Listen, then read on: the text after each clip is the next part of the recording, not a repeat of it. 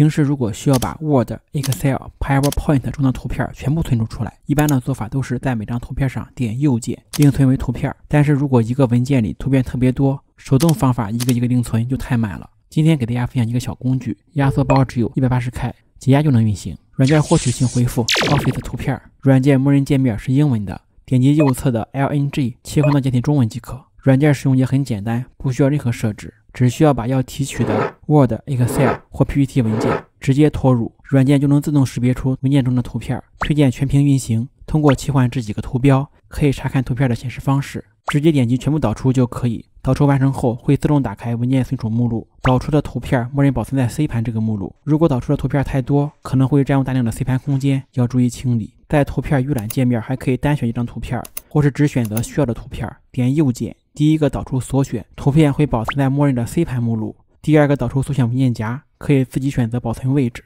点击全部导出后面的加号，还可以选择导出完成后关闭程序再机动操作。另外需要注意，如果 Word 处于打开状态是无法直接导出图片的，但是 Excel、PPT 可以。当然也可以把多个不同类型的文件一次添加到软件中，软件会合并识别并导出。如果你也需要这款软件，请回复 Office 图片。